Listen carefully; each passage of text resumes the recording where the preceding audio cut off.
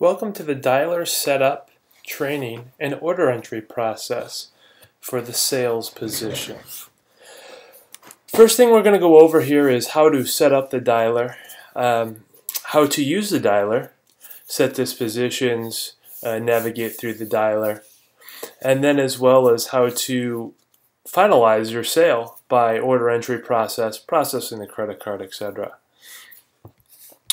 First thing that you'll receive is you'll receive this video in an email, as you've already clicked the link on for YouTube here. And the other information that you receive is a set of instructions.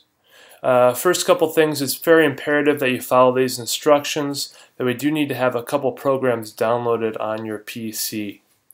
If you do run a Mac, it is capable on Macintosh computers, and you'll have to contact us directly, as we have a much more detailed setup on how to set that up for Mac. But for any PC user, it's fairly simple and hopefully painless for you.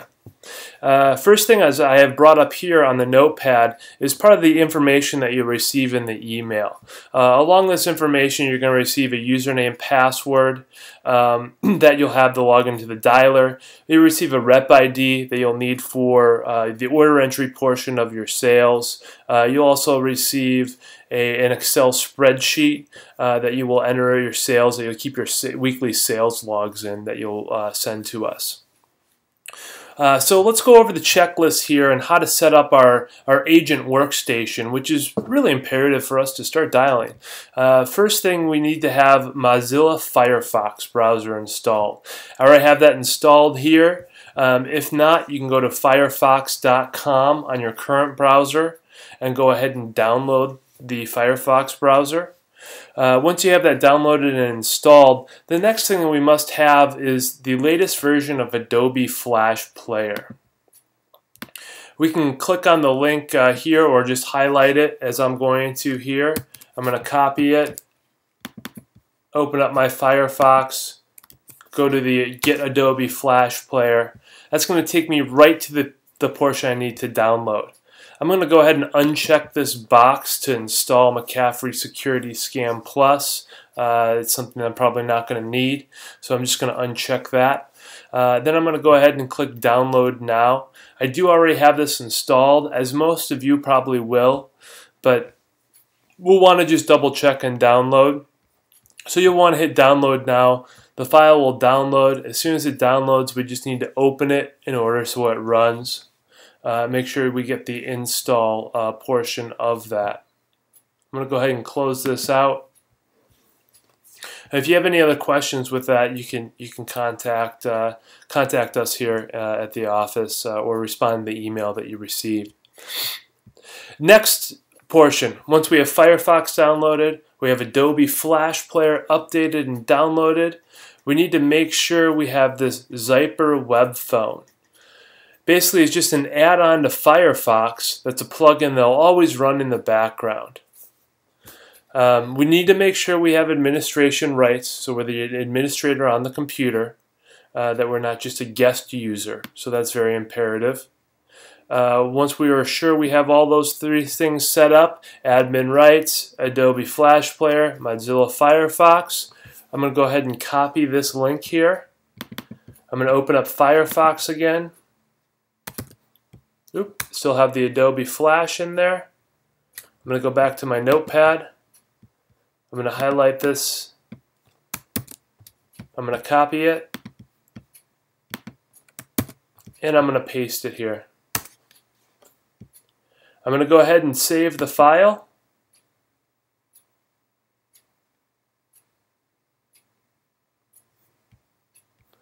The file is finished. I'm going to go up here to the right. I'm going to see that file there. I'm going to click it to run it. We need to make sure we run this file after we download it, otherwise it will not be installed.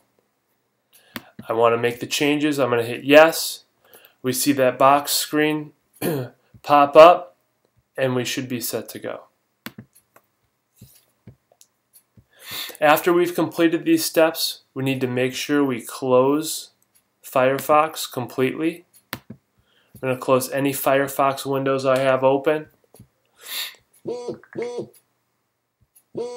Now I can go ahead and reopen Firefox.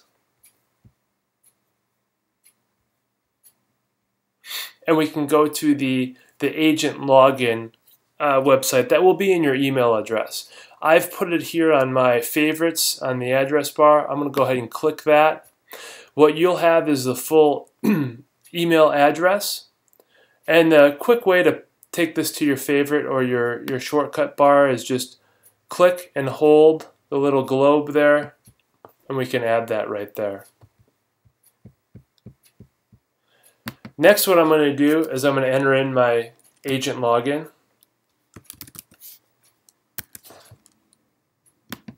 I'm going to enter the password I was given. Then I'm going to hit this drop-down box. I'm going to make sure I select a campaign, which is always going to be student list. If for any reason I do not see a campaign down there, that means one of two things is incorrect, either my agent login or my password. So I'll make sure those two things are correct. I would hit refresh campaign list. Go down to make sure I see student list. I'm going to highlight that, click the mouse on it so it shows. Then I'm just going to hit submit. I'm not going to remember this password.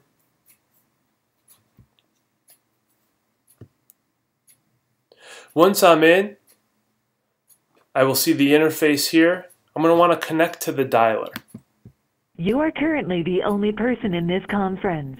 It says I'm the only person in this conference. That means I'm connected to the dialer, and that's fantastic. First thing we'll notice here is on the upper left, I am paused. That means I'm not dialing currently. If I want to start making dials with my lines, I would click on the paused, and then I'm in a waiting status, and I'm waiting for a call. I'm going to go ahead and pause that again since we have live leads in the dialer right now. Here, up top, it is going to show me some stats, talk time, login time, average talk time, average wait time, sales, where I rank, top sales, how many sales I have, active leads. It shows how many leads are active in the dialer as of now. And we see some grayed out areas here. These will be not grayed out as soon as we are on a call or actively on a call. We have hang up. That's what we'll need to do to show the dispositions. Record call, that will be permanently grayed out because all calls are permanently recorded. So there's no reason to hit a record. Web form, that's going to be our order entry form that we have a shortcut here on the dialer. Park call, that's going to put a call on hold. Transfer, we can transfer calls if we need to a third party. Mute, obviously we just mute our microphone. Callbacks, I don't have any callbacks scheduled, but this is where I would be able to see them if they were in here when I hit callbacks. Manual dial, that's if I want to make a manual dial. I would press that, put the phone number in here, and then click dial now. Touch tone. We'd want to push this if we run across press 1 or if we're running across one of those automated systems that we're in. That's where the touch tone comes in handy there. So we can maybe dial someone's extension if we ever do come across that. So in order to show some of the dials here, I'm going to just do a manual dial.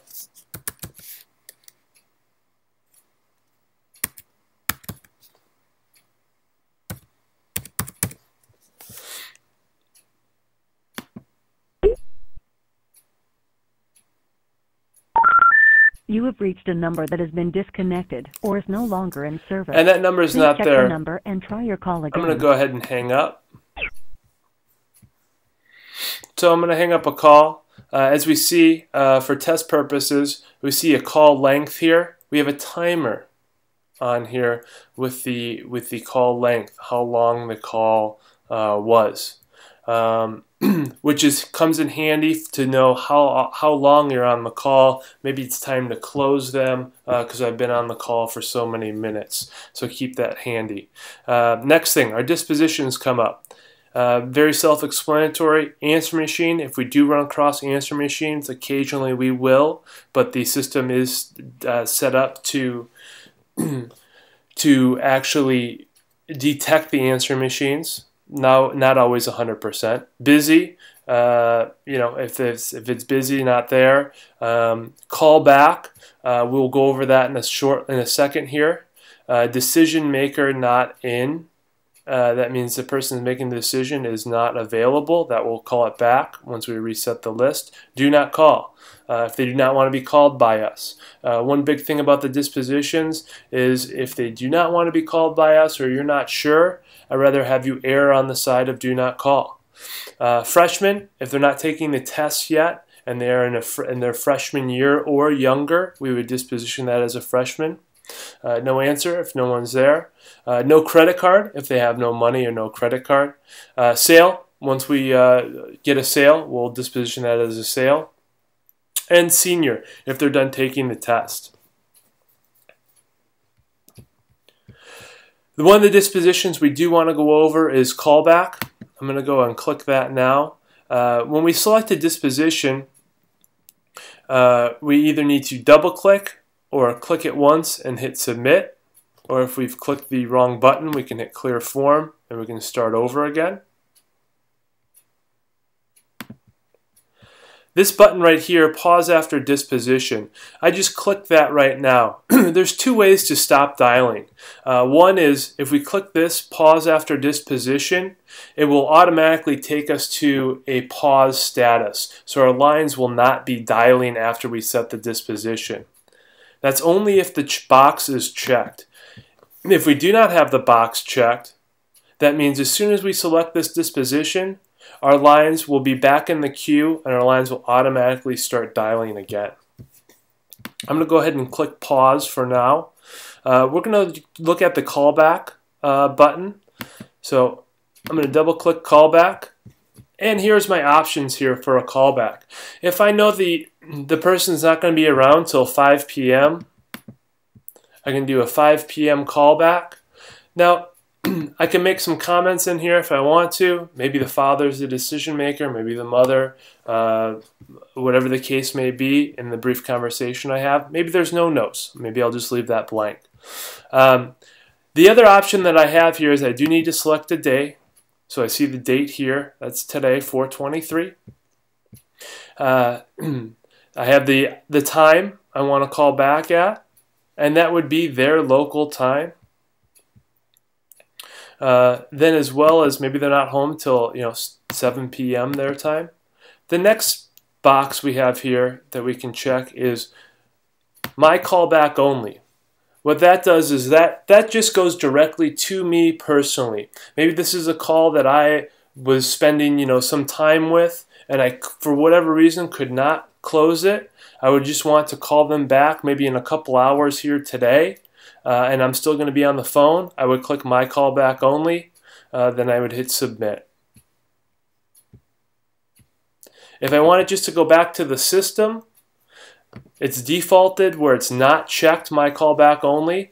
This means that it will just go back in the system and call this person back with the next available agent. Could be me, could be one of the other agents on the phone at 7 p.m. Or maybe they're only available in the mornings. Maybe they're available tomorrow morning. I want to set it for maybe 7 or 9 a.m. Once I have that set, I'm going to hit submit. As we see on the upper left, I am paused because I checked that box that said pause. So no lines are dialing currently. Let's do another manual dial so we can go over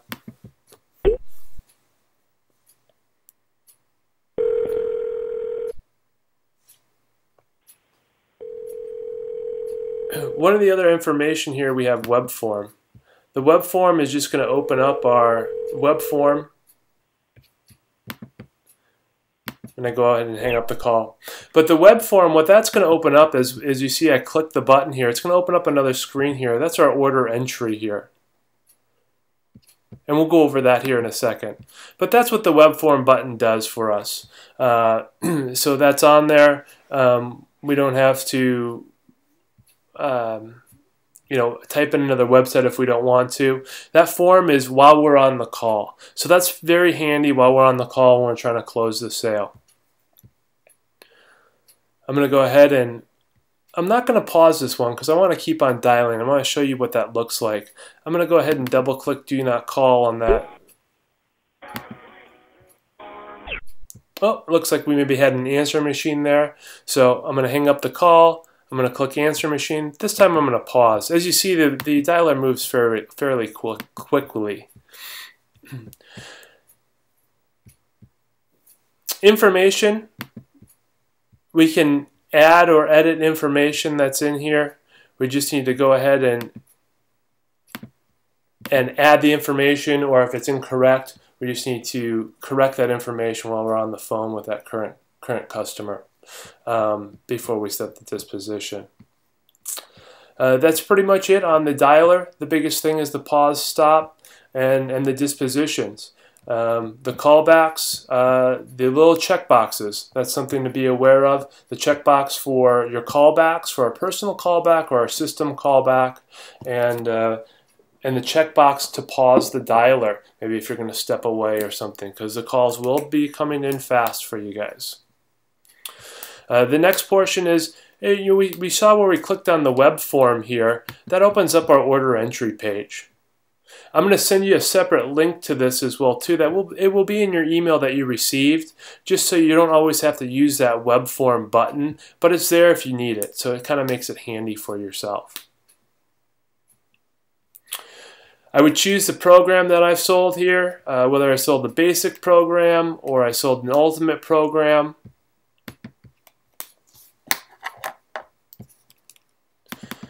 Here I'm going to choose whether or not they have the program. I'm going to look at the quantity. For continuing education, I want to make sure that if they're going to continue on with that, that it is a 1. Next thing I want to do is I want to enter the coupon code. All the coupon codes, as well as you probably have already seen, have been in the email that I've sent out to you as well. Once I have the coupon code, I have the correct price that I'm going to charge them at, $175 before shipping and taxes. I'm going to go ahead and hit checkout. Once I'm in this page, I'm going to do one thing very quickly. I'm going to make sure that the price point is correct before I start entering in information. If all that information is correct, I'm going to go ahead and enter all the information that's required in bold here. First name, last name, phone number, email address. They're going to be getting a couple email confirmations here as soon as you submit the order. City, zip code, and state. If the shipping address differs from the billing address here above, I want to make sure I check this box. Enter in the ship to name, address, zip code, and state. Then under payment information, we do all 4 major credit cards: Visa, MasterCard, American Express, and Discover. I want to put the name that's on the card. I want to put the card number, expiration date, and the CVV2 code. If you don't know what that is, we click on the little box here. It'll tell us right here. It's the 3 digits on the back of the signature panel for the Visa, MasterCard, and Discover. And on the American Express, there's a 4-digit code on front of the card just from the right of the embroidery card number. Once we have the information from the customer, we're going to enter that in. Next portion, educational consultant, that is us. You'll have that number in the email. You'll highlight your number, which will be your rep ID. We select the test type. If we don't know what test they're taking, we'll select both. From there, we would hit submit order.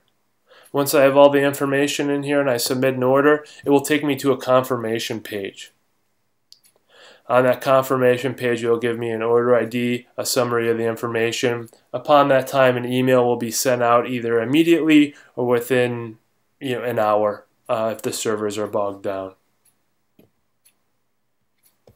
That is the order entry process for College Prep Experts.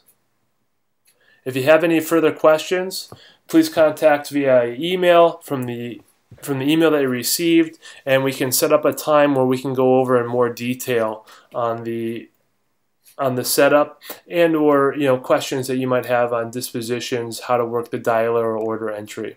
Thank you guys. Thanks for attending. Have a great day.